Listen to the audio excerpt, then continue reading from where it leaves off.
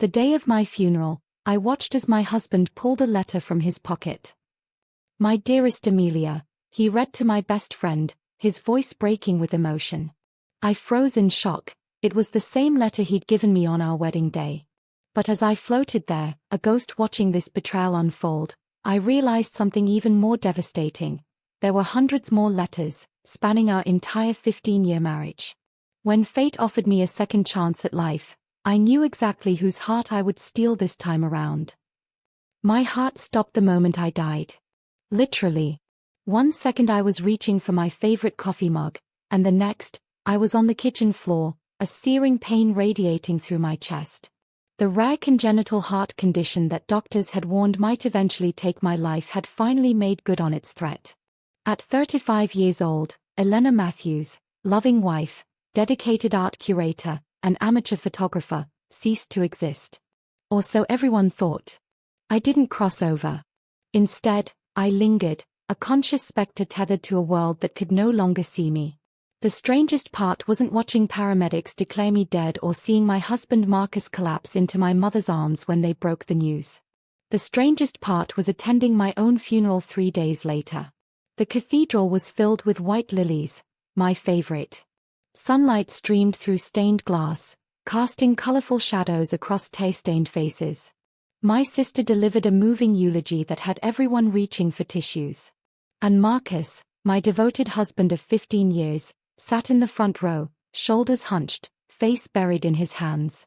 His devastated, my mother whispered to my aunt. They were everything to each other. Were we? I'd always thought so. The successful architect and the art curator, the perfect power couple according to our friends. Our marriage wasn't without its struggles, but I'd never once questioned his love. Not until today. As the mourners filed out, offering Marcus final condolences, I noticed my best friend Amelia hanging back. She had been uncharacteristically reserved during the service, her usually expressive face carefully composed. Now, as the last guests departed, leaving only the echo of footsteps in the empty cathedral, she approached my husband. "How are you holding up?" she asked, her voice gentle. Marcus lifted his gaze, and something shifted in his expression, a subtle change I'd never seen before. "Not here," he murmured, glancing around as if someone might be watching. If only he knew. I followed them to the small prayer garden behind the cathedral. Ancient oak trees provided privacy from curious eyes as Marcus reached into his jacket pocket and pulled out an envelope, slightly worn at the edges as if it had been handled many times. "I wrote this last week," he said, his voice rough with emotion. Before it happened. I never thought I'd be giving it to you like this. Amelia, my confidante since college, godmother to the children we never had, the woman who had held my hand through every miscarriage, took the envelope with trembling fingers. "You shouldn't," she whispered, but her protest lacked conviction. "Please," Marcus insisted. "It's the last one I'll ever write to you." The last one? My spirit moved closer, a cold realization settling over me. Amelia opened the envelope and unfolded the letter. I floated behind her shoulder, close enough to see my husband's familiar handwriting sprawled across the paper. "My dearest Amelia," she read aloud, voice barely audible. I froze. Those words, the exact same words that had begun the letter Marcus had given me on our wedding day. A letter I had treasured, believing it contained words meant only for me. "From the moment I first saw you, I've been captivated by your spirit," Amelia continued reading, tears spilling onto the paper. "The way you laugh with your whole body, the compassion that radiates from your eyes, the quiet strength that anchors you through life's storms, these are the reasons my heart has always been yours." Each word was a dagger. Because they weren't new words. They were my words, the promises Marcus had made to Emmy on the day we vowed forever to each other. What followed was worse. Intimate details of our marriage shared with my best friend, reflections on moments I thought were sacred between husband and wife, confessions of how he'd imagined Amelia's face when lying beside me in bed. When she finished reading, Amelia folded the letter with practiced care, the motion too familiar, too routine, and looked up at my husband. 15 years, she whispered. "We've been doing this dance for 15 years, Marcus." "I know." He stepped closer, pulling her into an embrace that was anything but platonic. I never meant for it to be this way. I wanted to tell her so many times. But we never did, Amelia said, her face buried against his chest. And now she's gone, never knowing the truth. I wanted to scream, to knock the letter from her hands, to make my presence known. But I was nothing, just consciousness without form, rage without voice. When they finally parted, Marcus cupped Amelia's face in his hands. I need time. This guilt is overwhelming. But soon, when it's appropriate, we can finally stop hiding. I followed Marcus home that night, my spirit white-hot with betrayal. While he slept fitfully in our bed, the same bed we'd shared for 15 years, I moved through the house, searching for answers. In his home office, behind a false panel in the vintage desk I'd helped him restore, I found it. A carved wooden box containing hundreds of letters, all addressed to Amelia. The dates spanned our entire marriage, beginning even before our wedding day. Some were dog-eared and faded with age.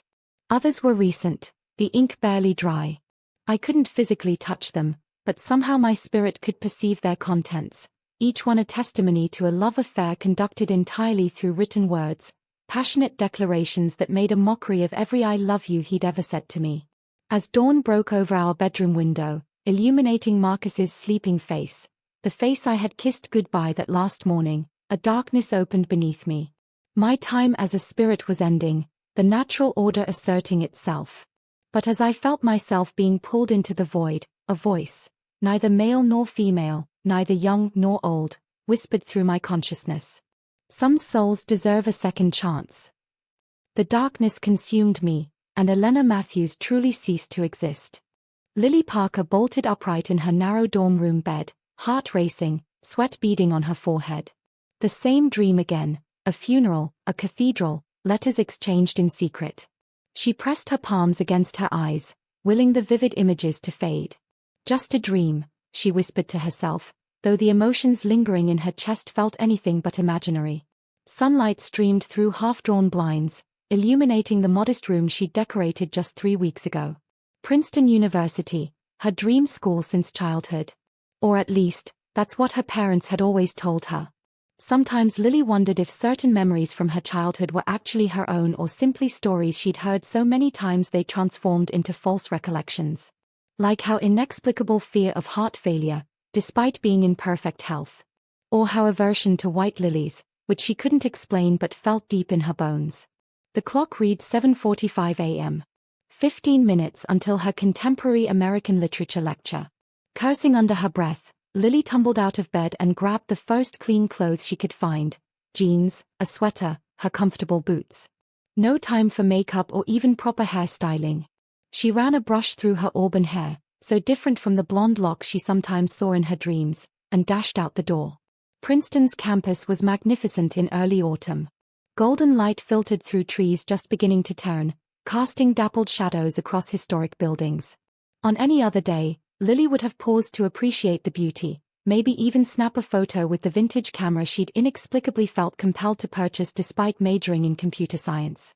Today, she sprinted across the quad, narrowly avoiding a collision with a group of students debating Kant's categorical imperative. She slipped into the lecture hall at 8:01, slightly breathless but victorious.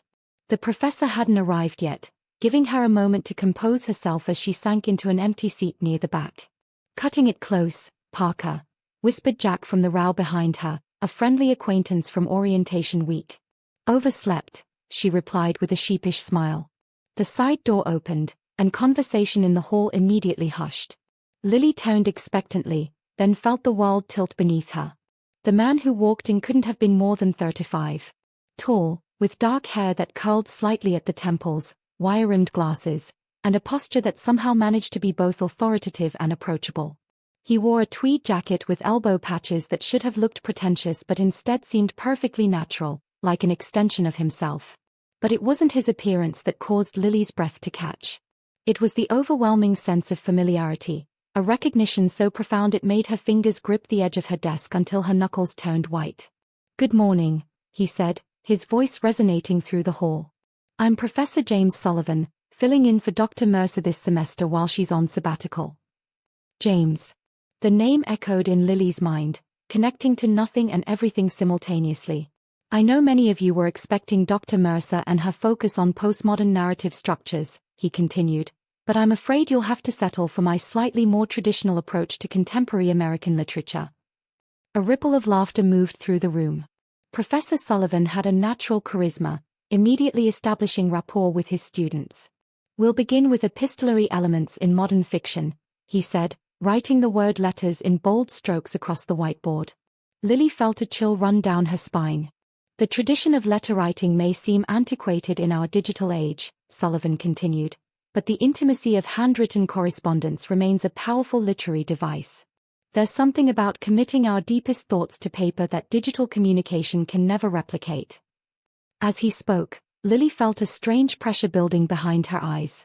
Images flashed through her mind, a wooden box filled with letters, a cathedral with stained glass windows, a woman with honey-blonde hair reading aloud from a folded page. Miss? Are you all right? Lily blinked, suddenly aware that the lecture had stopped. Professor Sullivan was looking directly at her, concern evident in his expression.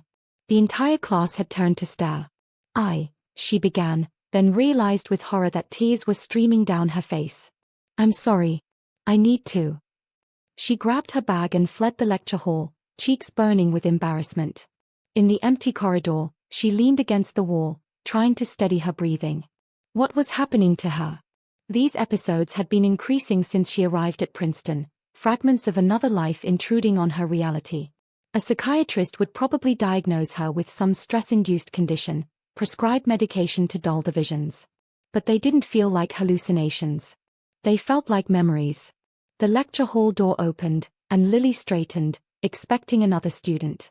Instead, Professor Sullivan stepped into the hallway, his expression concerned rather than annoyed. I don't normally chase after students who walk out of my lectures, he said, but you seemed genuinely distressed. Up close, Lily could see flecks of gray in his blue eyes. Something about them triggered another flash. Those same eyes, older, filled with pain, looking at another woman with undisguised longing. I'm fine, she managed. Just a migraine. I should have stayed in bed. He studied her face with an intensity that seemed excessive for a professor concerned about a random undergraduate. Have we met before? Outside of Princeton, I mean. The question sent another jolt through her. No, she said too quickly. I don't think so. Strange, he murmured. I could have sworn. He shook his head. In any case, I'm sorry about your migraine. The first lecture notes will be posted online. Feel free to visit my office hours if you need to catch up. Thank you, Professor Sullivan. James, he corrected with a small smile. I only make freshmen call me Professor. Everyone else uses my first name. James, Lily repeated, the name feeling both foreign and achingly familiar on her tongue. He handed her a business card. My office hours are listed here. And if those don't work, we can arrange another time. Their fingers brushed as she took the card, and another image flashed through her mind, those same hands writing at a desk, filling page after page with elegant script, each beginning with My Dearest Amelia. Amelia. The name triggered an avalanche. Suddenly, everything clicked into place, the dreams, the memories, the inexplicable sense of recognition. Lily stumbled backward, nearly losing her balance. Whoa. James reached out to steady her. Maybe you should visit the health center. No, Lily said, newfound certainty in her voice. I'll be fine. I just need to rest. And to process the impossible truth she now understood with complete clarity. She wasn't just Lily Parker, 19-year-old Princeton freshman. She was also Elena Matthews, betrayed wife and restless spirit, somehow reborn into a new body with her memories intact. And James Sullivan, the man standing before her with concerned eyes, was Amelia's husband. The man whose wife had carried on an emotional affair with Elena's husband for 15 years. Fate, it seemed, had a twisted sense of irony. That night, Lily sat cross-legged on her bed, laptop balanced on her knees, the glow of the screen illuminating her determined expression. Outside, rain pattered against her window, providing a soothing backdrop to her frantic research. Professor James Sullivan. 42 publications in literary journals. recipient of the Whiting Award for Emerging Writers. Specialist in 20th-century American literature with a focus on epistolary elements in modern fiction. And, most importantly, ex-husband of Amelia Sullivan, née Winters. Facebook showed nothing. Apparently, the professor wasn't one for social media. LinkedIn revealed his academic trajectory: Princeton undergraduate, Columbia for his doctorate, teaching positions at Cornell and now back at his alma mater. No personal details. It took diving into local news archives to find what she was looking for: a society page announcement of James and Amelia's wedding 8 years ago, followed by divorce proceedings just 3 years later. The timing aligned perfectly with Lily's, Elena's, memories. They had separated around the same time that Elena had first suspected something was off in her own marriage. "What happened between you two?" Lily murmured, enlarging a photograph of James and Amelia at a university fundraiser. They made a striking couple, James tall and scholarly, Amelia radiant in a blue dress that matched her eyes. Elena's eyes. The eyes that now belonged to another woman entirely. Those eyes narrowed as Lily read the caption: Assistant Professor James Sullivan and wife Amelia at the Columbia Literary Foundation Gala. The article mentioned Amelia's occupation: event planner. The perfect job for someone carrying on a secret affair: irregular hours, frequent client meetings, countless excuses to be unavailable. With a decisive click, Lily closed the browser and opened the university's course catalog. If she was going to change her schedule to include James's advanced seminar on American epistolary literature, she'd need to move quickly. Add-drop period ended in 3 days. This is insane, she told herself as she filled out the request form. What exactly are you hoping to accomplish? That was the question, wasn't it? Revenge? Justice? Or something else entirely?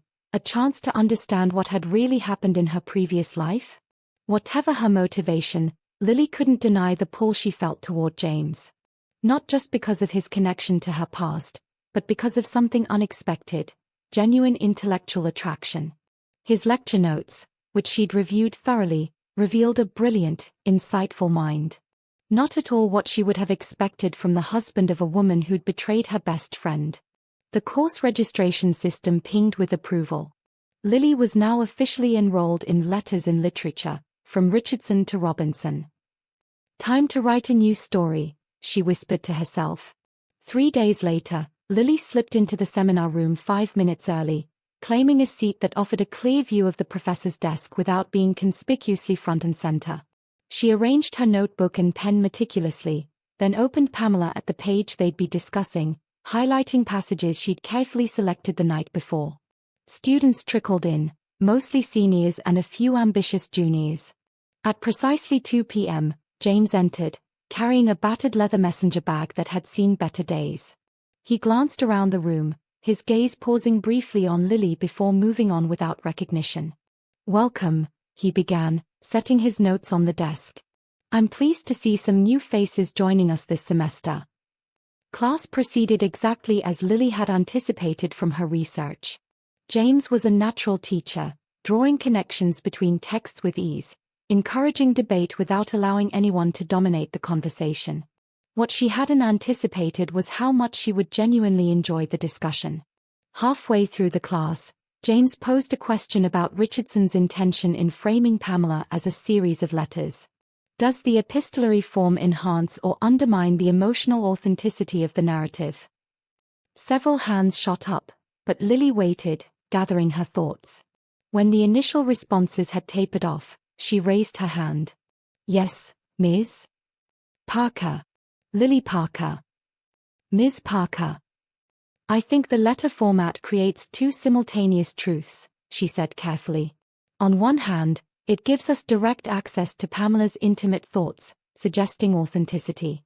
But it also reminds us that these thoughts are being deliberately communicated to another person, which introduces performance and self-consciousness. Letters are never just expressions of truth, they are also acts of self-creation meant for specific readers." Something flickered in James's eyes: interest, surprise, perhaps both. An excellent observation. The letter simultaneously reveals and conceals. Exactly, Lily continued, emboldened. We see this especially in Pamela's letters to her parents, where she's crafting a specific version of herself, the virtuous daughter resisting temptation. But we have to wonder, is this the complete truth, or the truth she wants them to see? Which raises the question, James added, of whether any form of communication can ever convey unfiltered truth. Are we always performing, even in our most intimate exchanges? Their eyes met across the classroom, and for a moment, Lily felt a connection that transcended her carefully constructed plan. This wasn't just about her past or her revenge. This was about ideas, about understanding the complex nature of human relationships, precisely what she needed to examine in her own extraordinary situation. After class, as students filed out, James called out, "Ms. Parker, could you stay for a moment?" Heart pounding, Lily approached his desk. "Yes, Professor." "James," he corrected with a small smile. "Your contribution today was exceptional, especially for someone who wasn't originally enrolled in this course. You noticed. I always review the final roster. Computer science major, correct? What brings you to an advanced literature seminar?" Lily didn't hesitate. "I've always had a secret passion for literature," she said, meeting his eyes directly. "Especially how people reveal themselves through writing. Computer science is practical, it'll pay the bills. But this." She gestured to the classroom. "This feeds my soul." James studied her for a moment, his expression unreadable. "Well, Ms. Parker, I'm glad you followed your passion. Your perspective on epistolary self-creation was unexpectedly insightful." The comment lingered between them, weighted with something Lily couldn't quite decipher. For a breath-stopping moment, she wondered if he somehow sensed the connection between them, the impossible thread of fate that had brought her into his classroom. "Thank you," she said simply. "I've done some thinking about the ways people present themselves to others." "Clearly." He began gathering his papers. "If you're interested in exploring these ideas further, I have office hours tomorrow afternoon." "I'll be there." As Lily turned to leave, a tall young man with tousled blonde hair and an easy smile stepped into the classroom. "Professor Sullivan. Sorry to interrupt, just wanted to confirm our coffee meeting to discuss my thesis." "Of course, Carson.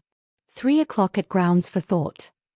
Carson's attention shifted to Lily, his smile widening appreciatively. "Hello there. Carson Riley, English and philosophy double major, future undiscovered literary genius." He extended his hand with theatrical flourish. Despite herself, Lily laughed. "Lily Parker, computer science, future. Well, I'm still figuring that part out." "The best stories don't reveal their endings too early," Carson replied, his charm effortless and practiced. James cleared his throat. "If you two are finished with introductions, I have another class to prepare for." Something in his tone made Lily glance back. Was that irritation flickering across his features? The thought sent a small thrill through her. "See you tomorrow, Professor," she said, deliberately using his title rather than his name. Outside, Carson fell into step beside her. "So, computer science major in an advanced lit seminar? You must be either brilliant or masochistic. Can't I be both?" "Touché." He grinned. "Listen, a bunch of us from the English department are getting drinks at the Alchemist tonight. You should join us. Professor Sullivan sometimes stops by too." And there it was, an unexpected opportunity. "I might take you up on that." That evening, the Alchemist hummed with conversation and laughter. Carson's friends, a mix of undergrads and graduate students, welcomed Lily easily into their circle, their discussion flowing from literature to philosophy to campus politics. 2 hours and 1 glass of wine later, Lily was deep in debate about Austen's use of letters in Pride and Prejudice when Carson nudged her shoulder. "Look who just walked in," he murmured. James stood at the entrance, scanning the room. He'd changed from his tweed jacket to a simple blue button-down that made his eyes seem even more intense. When he spotted their table, he hesitated visibly before approaching. "Professor," Carson called out. "Join us. We're educating Lily on the finer points of Austen's narrative techniques." "I don't want to intrude," James replied, but his gaze fixed on Lily. Not at all, she said, moving her bag from the empty chair beside her. I'd appreciate another perspective. Something passed between them as he sat down, a current of awareness that had nothing to do with student and professor, and everything to do with the strange familiarity that had haunted Lily since their first encounter. The conversation resumed, but Lily was acutely conscious of James beside her, the subtle scent of his cologne, the way he gestured when making a point, how his laugh transformed his serious face into something younger, more vulnerable. What's your take, Lily? Carson's question pulled her back to the discussion. Sorry, what were we talking about? Whether love letters in contemporary fiction can ever escape cliché. James turned toward her, eyebrow raised in challenge. Ms. Parker seems to have strong opinions about written communication. I'm curious what she thinks. The directness of his gaze made her pulse quicken. I think the most powerful love letters aren't about grand declarations, she said carefully. They're about specific, intimate details that could only matter to the recipient. The small observations that say, I see you as no one else does. A shadow crossed James's face. And if those observations are lies? Or worse, if they are truths shared with the wrong person? The table fell silent, the conversation suddenly charged with unexpected intensity. Lily met his eyes steadily. Then they're not love letters at all. They are betrayals masquerading as devotion. James stared at her for a long moment before abruptly standing. I just remembered I have early office hours tomorrow. Please excuse me. As he walked away, Carson whistled low. Wow. What was that about? I have no idea, Lily lied, watching James's retreating figure. But she knew exactly what had happened. Her words had touched a wound that hadn't healed, a wound inflicted by Amelia and, indirectly, by Marcus. By the very betrayal that had defined the end of Elena's life.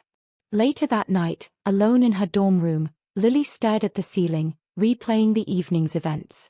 She'd come to Princeton seeking answers, perhaps revenge. Instead, she was discovering something unexpected. James Sullivan wasn't just Amelia's wronged husband. He was a complex, thoughtful man carrying his own burdens of loss and betrayal. For the first time since regaining her memories, Lily wondered if she was on the right path. Was getting close to James really about settling old scores? Or was she being drawn to him for entirely different reasons? Reasons that had nothing to do with her past life and everything to do with who she was becoming in this one?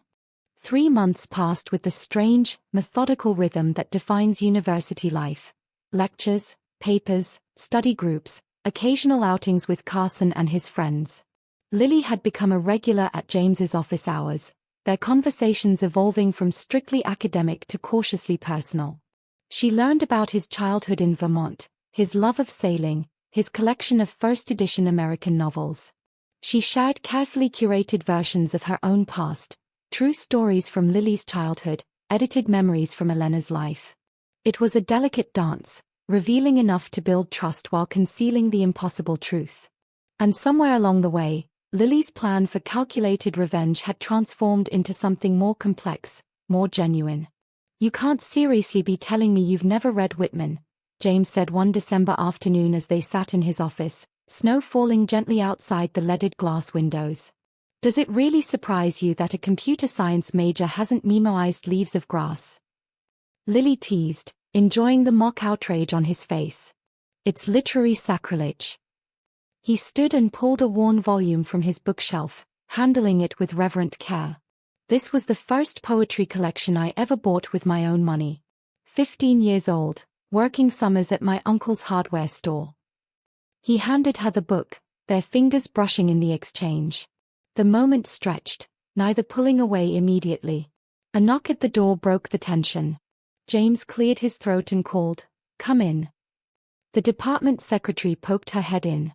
"Professor Sullivan, just a reminder about tonight's faculty fundraiser at the Athenaeum. President Caldwell specifically requested your attendance."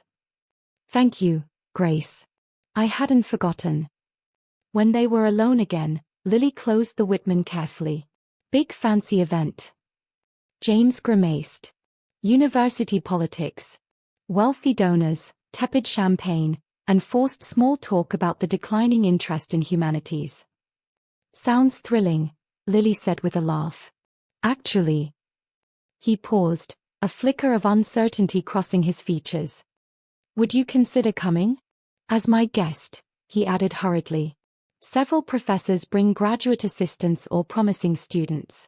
It would be perfectly appropriate. Lily's heart stuttered. I don't exactly have gala attire in my dorm closet. It's not that formal.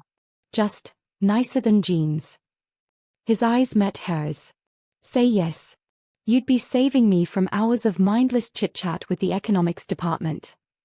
When you put it that way, how can I refuse? Lily smiled, ignoring the voice in her head warning that this was dangerous territory, crossing a line from academic relationship to something more personal. 6 hours later, Lily stood before the mirror in her dorm room, barely recognizing herself in the simple black dress she'd borrowed from her roommate. She'd spent an alarming amount of her monthly budget on professional hairstyling and subtle makeup. The result was sophisticated yet age-appropriate, a young woman who could plausibly belong at a university fundraiser without raising eyebrows. When James met her at the entrance to the Athenaeum, his sharp intake of breath validated her efforts. You look. He began, then shook his head slightly. That is, you clean up nicely, Ms. Parker. As do you, Professor Sullivan. He did look handsome in his charcoal suit and burgundy tie. Inside, the historic building's grand hall had been transformed with subtle lighting, elegant floral arrangements, and strategically placed high-top tables. A string quartet played softly in one corner while waitstaff circulated with champagne and hors d'oeuvres. James guided her through the crowd with a light hand at the small of her back, introducing her to colleagues as one of our most promising interdisciplinary students. Lily played her part perfectly, intelligent, engaging, appropriately deferential to the academic luminaries around her. She was laughing at an anecdote from the Shakespeare professor when the room seemed to shift on its axis. A familiar voice cut through the ambient noise. James? James Sullivan, is that you? Lily turned slowly, already knowing what she would see. Amelia stood near the entrance in a stunning azure dress that matched her eyes, Elena's eyes. Her blonde hair was swept into an elegant updo, diamond earrings catching the light. Beside her, his hand possessively on her waist, stood a man Lily would have recognized anywhere. Marcus. Her husband from another lifetime. James had gone completely still beside her, his face suddenly drained of color. Amelia, he said, his voice perfectly controlled despite the tension radiating from him. This is unexpected. Amelia glided forward, pulling Marcus with her. When the foundation decided to expand our fundraising to Princeton, I volunteered immediately. I knew it would give me a chance to check on how you're doing. Her gaze slid to Lily, a flicker of something, curiosity? Concern, crossing her perfect features. Won't you introduce us to your friend? Of course. James's hand found the small of Lily's back again, steadying. This is Lily Parker, one of our undergraduate students with a brilliant cross-disciplinary perspective on digital humanities. The formal introduction created distance, placing Lily firmly in the role of student rather than date. She didn't know whether to feel relieved or disappointed. Lily, this is Amelia Winters, my ex-wife and apparently now working with the National Arts Foundation. And her. He paused almost imperceptibly. Fiancé, Marcus supplied smoothly, extending his hand. Marcus Cohen. Pleasure to meet you both. Lily took his hand, fighting the surreal vertigo of touching the man she had once loved, once married, once watched betray her with her best friend. The man who had no idea he was shaking hands with his dead wife's reincarnated soul. The pleasure is mine, she managed, meeting his eyes directly for the first time in this new life. For a moment that stretched like eternity, the four of them stood frozen in a tableau of intertwined destinies, none but Lily aware of the true complexity of their connection. Marcus's hand was warm and firm around hers, the same hands that had once placed a wedding ring on Elena's finger, the same hands that had written hundreds of love letters to Amelia. Lily is specializing in computational approaches to literary analysis, James said, filling the awkward silence. Her work on algorithmically tracking epistolary patterns in 19th-century novels is quite innovative. Epistolary patterns. Amelia's perfect eyebrows arched. How fascinating. I've always found letters to be the most intimate form of communication. Don't you agree, Marcus? Marcus smiled, his eyes crinkling at the corners just as Elena had once loved. Absolutely. In fact, that's how we connected, through letters. Lily felt James stiffen beside her. You two were pen pals. The skepticism in his voice was barely concealed. In a manner of speaking, Amelia replied with a secretive smile. Marcus wrote the most beautiful letters I've ever received. It became our special tradition. How nice, James said flatly. If you'll excuse us, I need to introduce Lily to the dean. Actually, Amelia interjected, the foundation is hosting an engagement celebration for us next weekend at the Pierre in Manhattan. You should both come. Her gaze fixed on Lily with unsettling intensity. I insist. Before James could refuse, Lily heard herself say, "We'd be delighted." James shot her a questioning look, but she squeezed his arm reassuringly. Later, when they'd escaped to a quiet corner of the event, he confronted her. Why would you agree to that? His voice was low, controlled, but she could hear the strain beneath it. Professional curiosity, Lily lied smoothly. The National Arts Foundation could be an excellent connection for someone interested in digital humanities. James studied her face. This has nothing to do with the foundation. She met his gaze steadily. No, it doesn't. It has to do with you needing closure, and me being willing to help you find it. His expression softened.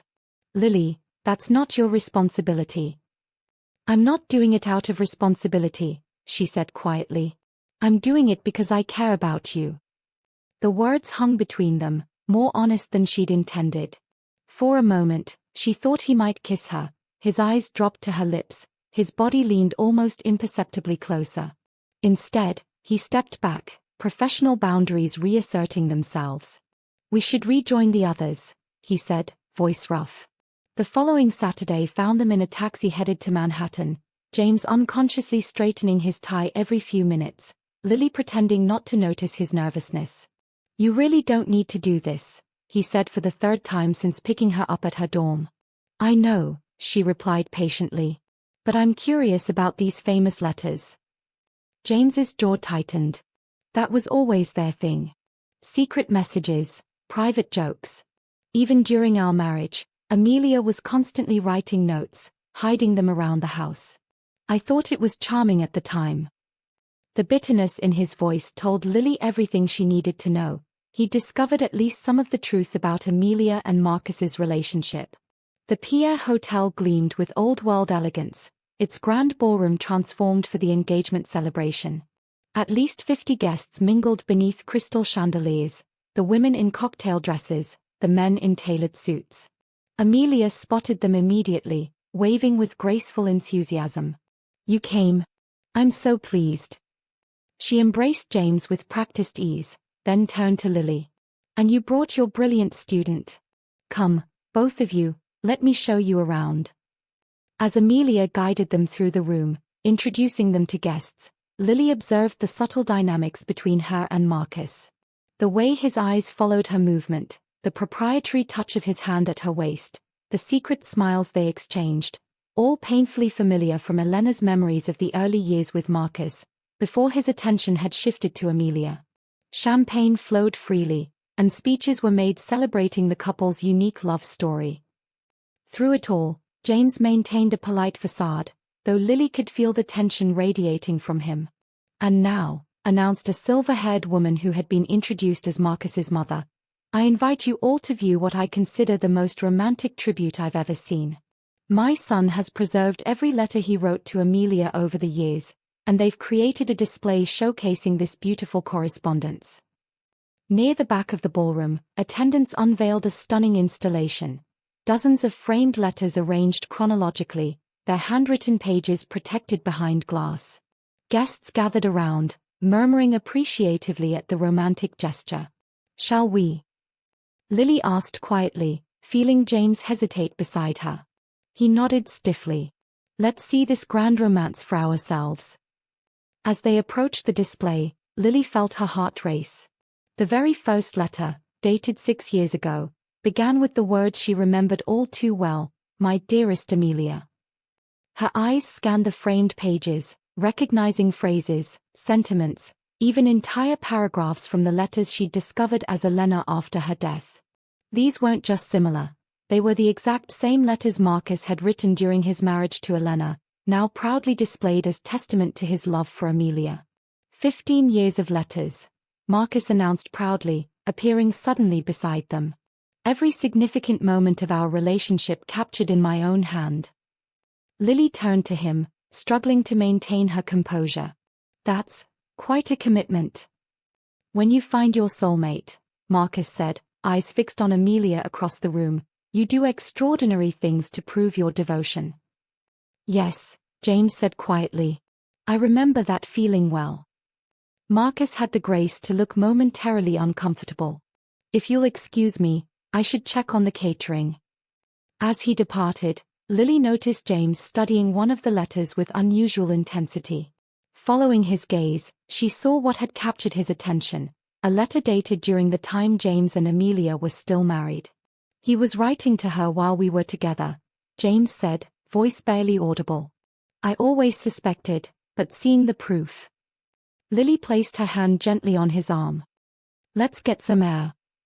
The hotel's rooftop garden was mercifully empty, the December night too cold for most guests to venture outside. New York City sprawled before them in a tapestry of lights, beautiful and indifferent to the human dramas unfolding within its bounds. James leaned against the railing, his breath forming small clouds in the frosty air. I should have known better than to come here. You needed to see it, Lily said gently, moving beside him. Sometimes we need concrete proof before we can truly move on. He turned to her, his expression raw with vulnerability she'd never seen before. The strange thing is, I'm not even angry anymore. Just tired. Tired of wondering what I did wrong, why I wasn't enough. You didn't do anything wrong. Lily's voice was firm. Some people are simply incapable of being faithful, not because their partners are lacking, but because they themselves are empty inside. Always searching for something to fill the void. James studied her face, a question forming in his eyes. You speak from experience. It wasn't a question, but Lily answered anyway. Yes. Tarson. She shook her head, almost laughing at the notion. No, not Carson. Someone. Before. Another lifetime ago. James moved closer, the space between them charged with unspoken feelings. Lily Parker, you're an enigma. Sometimes when you speak, I hear thoughts that seem to belong to someone much older than 19. Maybe I have an old soul, she whispered. His hand reached up to tuck a strand of hair behind her ear, lingering against her cheek. Maybe you do. The moment hung between them, balanced on the edge of something profound. Lily knew she should pull away. He was her professor, there were boundaries, complications, the impossible truth of her existence. Instead, she leaned forward, erasing the last inches between them. His lips met hers with surprising gentleness, a tender question rather than a demand. Lily answered by deepening the kiss, her hands finding his shoulders, his arms encircling her waist. For a suspended moment, the cold night air, the city lights, the party below, everything disappeared. How touching. The cold voice shattered their moment. Amelia stood at the garden entrance, her expression unreadable in the dim light. James stepped back from Lily, but kept her hand firmly in his. Amelia. I came to check if you were enjoying the party, but clearly you found your own entertainment. Her gaze fixed on Lily with new interest. She seems a bit young for you, James. I'm not her professor anymore, he replied evenly. The semester ended last week. Amelia laughed, the sound brittle in the cold air. Always the honorable one, waiting until the technicalities are cleared. She moved closer, studying Lily with unsettling intensity. There's something familiar about you, Lily Parker. Have we met before? A chill that had nothing to do with the December night ran down Lily's spine. I don't believe so. Him. Amelia tilted her head. I never forget a face. Something about your eyes. We should be going, James interrupted, sensing Lily's discomfort. Congratulations again on your engagement. They had nearly reached the door when Marcus appeared, slightly flushed from champagne. Leaving so soon? But you haven't even seen the best part of our display. I think we've seen enough, James said firmly. No, you must see this. The final letter. Marcus grabbed James's arm with inappropriate familiarity. It's my masterpiece. Despite their protests, Marcus guided them back to the display, where a single letter stood apart from the others in an ornate frame. This is the letter I gave Amelia the day of Elena's funeral. Lily froze, her entire body suddenly cold. Marcus, Amelia warned, perhaps this isn't appropriate. Nonsense. It's a beautiful tribute. He pointed to the framed letter. Elena was Amelia's best friend, you see. Her death was devastating for both of us. This letter represents our promise to honor her memory by embracing our love, which we had denied ourselves out of respect for her. James's hand tightened around Lily's, whether seeking support or offering it, she couldn't tell. You wrote a love letter to my wife on the day her best friend was buried, he said, voice dangerously quiet. Marcus blinked, finally registering the tension. It wasn't like that. Elena would have wanted us to be happy. She told Amelia once that if anything happened to her, she hoped I wouldn't be alone. Lily felt dizzy. Elena had indeed said those words, but in an entirely different context, after her third miscarriage, fearing her heart condition might worsen. Never imagining her best friend and husband were already involved. You didn't deserve her friendship, Lily said, the words escaping before she could stop them. Either of you. Amelia's eyes narrowed. What did you say? I said, Lily repeated, her voice stronger, that Elena deserved better friends than you both. How dare you speak about things you know nothing about? Amelia stepped forward, her perfect composure cracking. Who are you to judge us? The question hung in the air, laden with irony only Lily could appreciate. Who was she indeed? Someone who recognizes selfish people using a dead woman's memory to justify their affair, she replied evenly. Marcus stared at her, something like recognition flickering in his eyes. Your voice, the way you just spoke. He shook his head as if to clear it. For a moment, you reminded me of her. Lily met his gaze directly. Perhaps your conscience is trying to tell you something. We're leaving, James announced, guiding Lily toward the exit as whispers began to spread among the nearby guests. Outside in the cold night air, he hailed a taxi with shaking hands. What was that about? How did you know about Elena? Lily's mind raced. She'd revealed too much, let emotion override caution. Now she faced an impossible choice: continue lying to the man she was falling in love with, or tell him a truth he would never believe. The taxi ride back to Princeton passed in tense silence, Lily staring out the window as snow began to fall in delicate flurries. James didn't press her for answers, but the question hung between them like a physical presence. When they reached her dormitory, he paid the driver and insisted on walking her to her door despite her protests. The campus was quiet, most students already gone for winter break, their footsteps leaving parallel tracks in the fresh snow. I'm not leaving until you explain, James said simply when they reached her building. Lily closed her eyes briefly. Can we at least go inside? What I have to say, you'll want privacy for this conversation. Her single room was spartanly furnished but comfortable. Desk, bed, small seating area by the window. James declined her offer of tea, standing with arms crossed while she gathered her courage. There's no logical way to explain what I know, she began, or why I reacted that way tonight. Try me. Lily took a deep breath. What if I told you that reincarnation is real? That souls can be reborn with their memories intact? James's expression shifted from concern to confusion. Is this some kind of philosophical discussion? No. She met his eyes directly. I'm trying to tell you that I was Elena Matthews in my previous life. A beat of silence, then James laughed, a short, uncomfortable sound. Lily, if this is a joke, it's not funny. I was born Lily Parker 19 years ago, but before that, I was Elena Matthews. I died of a heart condition at 35. I was married to Marcus Cohen for 15 years, and Amelia Winters was my best friend since college. James shook his head, taking a step back. This is absurd. Elena died 3 years ago. You would have been 16. Yes, Lily said quietly. And after I died, my consciousness lingered. I attended my own funeral. I watched as Marcus gave Amelia a letter, the same letter he'd once given me on our wedding day. I discovered hundreds more letters he'd written to her throughout our marriage. Stop it. James's voice was sharp. I don't know how you learned these details about Elena, but this is cruel. You couldn't possibly know. The birthmark on the inside of your left wrist, Lily interrupted. Amelia used to call it your exclamation point. You have a scar on your right knee from when you fell off a sailboat at Lake Champlain the summer before you met her. Your mother collects antique thimbles, and your father plays jazz piano even though he's tone deaf. James stared at her, color draining from his face. Amelia could have told you.